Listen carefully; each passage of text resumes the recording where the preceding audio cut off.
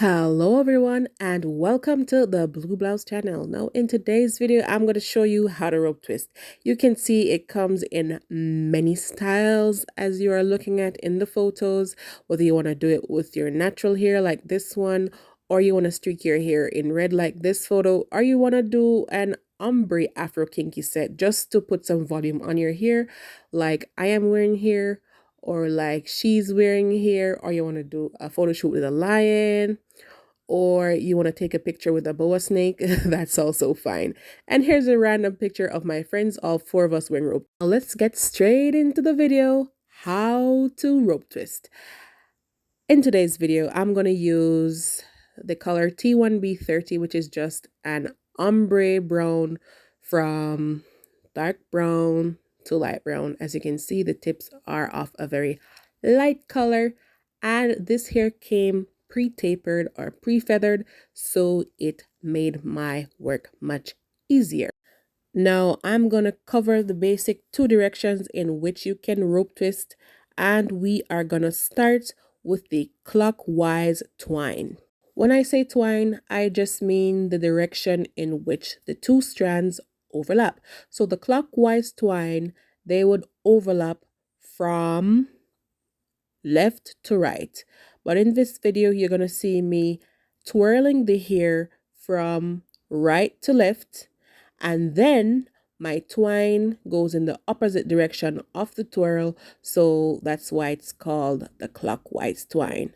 So you can see me overlapping from left to right. That's the direction that the clock goes, isn't it? So I twirl them one way, which is anti-clockwise, and then I overlap from left to right. So you can see me doing here. Here's me slowing down and show you. So I twirl from right to left, and then I overlap left to right, just in the direction of the clock. So I twirl right to left and then overlap left to right. So as long as you are twining in one direction and overlapping in the opposite direction, you should be fine. And I find that most right-handers find this this twine very comfortable for the fingers. And even though I am right-handed, my stronger direction of twine is actually anti-clockwise.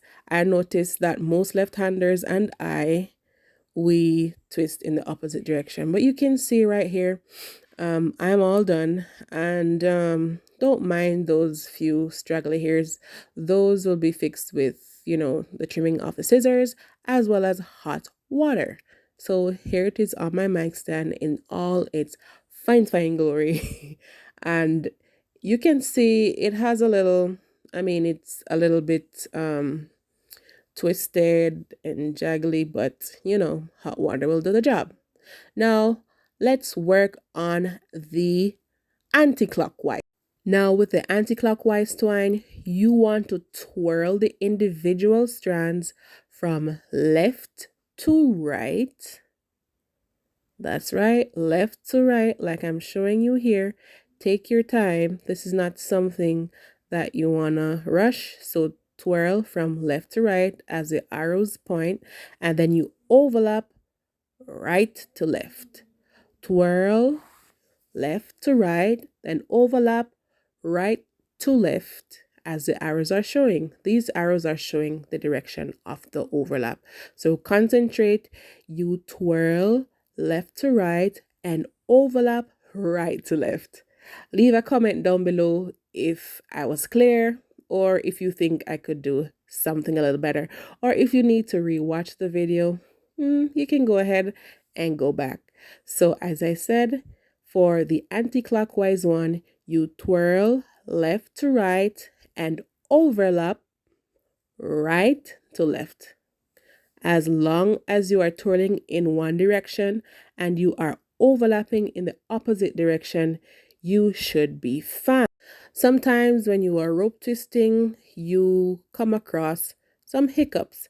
Sometimes the hair can tend to be uneven, and you may need to borrow from a section, as you can see that I'm doing here. So what you do, you find the middle of the thickest hair and you take just a little tiny piece and you add it to the underhand section of the other one. So right here, you can see me just borrowing and adding, and I made sure that I smoothed out the hair. I mean, it will be obvious that you added the hair, but I mean, no one will see it when you just see a bunch of ropes on your head. But try to taper your hair properly and make sure that it is even. You can see a little discrepancy there where I added the hair, but despite all of that, it doesn't really take away from the neatness right there. And as you can see, I'm showing you the tips. I actually loosened my grip going towards the end. That actually saves time when you are braiding a whole head of hair. You just waste time doing it right down to the ends when the hot water will seal those ends. So I'm just showing you that you can leave the ends loose like that once you reach to the ends. But right here I'm just showing you the direction of the clockwise twine as I'm demonstrating with my thumb, and the anti-clockwise twine to my right as I show you. As you can see, the stronger one is obviously the anti-clockwise twine for me. That's because I'm more dominant in that direction. I don't know how I became that way. As I said, most handers do the clockwise twine, but I find that I've been stronger in the anti-clockwise twine, but that doesn't really matter. Now, here you get to see my face, my pretty face. Now, time for me to look so beautiful in camera. Now, I am going to prepare myself to show you how to add that same extension here in the form of Senegalese twists. You can see my hair is taking its time to grow back, and there's a random rope twist in my hair that was done with my natural hair. You can see where it's a little bit springy. But anyhow, let me show you what that looks like. So I go and I pulled out a little section just to show you. I split my hair in two right here. You can see a little scar on my hand because every day that I go to work, my clipboard just scratches my hand. I just can't get away from that. So you can see me holding one of the sections that I have split in two, and I am twirling one side, secure in the middle with my opposite hand. So you need a steady hand for this. You need one hand to be steady to hold the middle, and you need one hand to be loose so you can do the twining. And as you can see, when I finished twining one end, I didn't let go of the middle. I held the middle again, and now I'm twining. I didn't bother to explain the direction of the twine, seeing that I already did the front part of the video. So this is an advanced move. So you can learn that part, and then you learn to add the hair to the roots. And notice that I am holding both strands that I have twirled closely together. You don't want to let go right at the roots, or the hair is going to slip out. You can see me picking up speed because, a girl has practiced over the years, so I'm able to pick up speed. I mean, when you're learning for the first couple of times, you will find that your rope twist may be very stiff, but as you practice more and more, you will find that your fingers loosen up, and even your fingerprint gets to stay on the tips of your fingers. I remember the first rope twist that I did, it was actually braids. It was my mom's hair.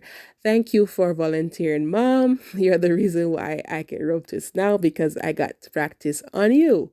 But what I'm saying is it can be rough depending on the texture of hair that you're rope twisting with on the fingers. So it's always good to use some form of lubricant like Vaseline or Blue Magic or anything like that, so that your fingers can be soothed. And it's even harder when you are doing a large volume. And I'm just gonna show you right now what it looks like rope twisting my natural hair, you will see the huge difference in volume. You can see I'm twirling and twining just like I showed you in the front of the video, in the beginning of the video. And with my natural hair, you notice I really didn't care much to see whether or not my fingers were actually close up, because my hair is kinky and it's gonna shrink anyway, so those gaps would be filled just by me stretching that hair. All right, so you can see me doing a regular 2-strand twist, and I'm going to show you the difference between the rope twist and the natural twist. That's the regular 2-strand twist and the rope twist. You can see that the regular twist is voluminous, but it shrinks more, and the rope twist is less voluminous, but it hangs a little bit more. And I'm going to show you right about now. But you can see the huge difference that it is. You can see that the natural twist is up to my forehead and the rope twist is down to basically my nose. So let's get into the other part of the video.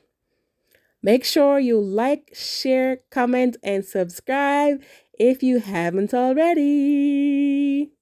And don't forget to, leave a thumbs up. You know what I'm saying. Here is how you beef up your hair using Afro kinky hair. These were already done for some crochets. They don't normally come that way, but I pre-twisted them for somebody else's hair and I had a few left over. Here you can see what it looks like loose. So it comes loose like that, and yeah, just like that, it comes loose, and you can see it looks very similar to my hair. So this is if you want to add volume to your own hair. So essentially, instead of adding the extension from the root, you are going to add it mid shaft. So you can see I rope twisted my hair down to the middle, and I even split the initial hair that I had again because it would have been too thick for my hair. So when you actually add the Afro kinky hair to your own hair just for volume, you don't need a lot of hair. You just need a little thin strand, and I slide it right in the middle. You can see me sliding it slowly right in the middle, just like that.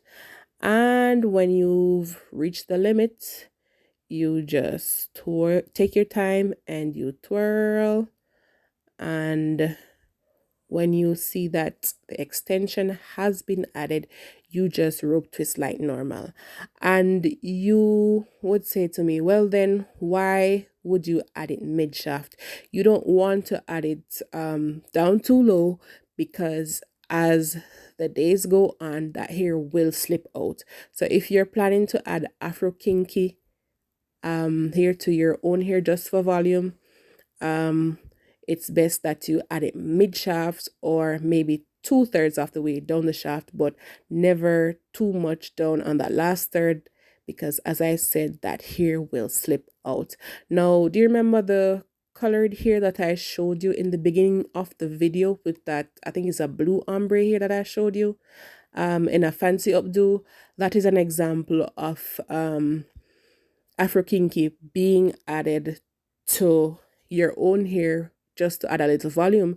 And you can have fun and do colors as well, because there's a picture at the front with my friend.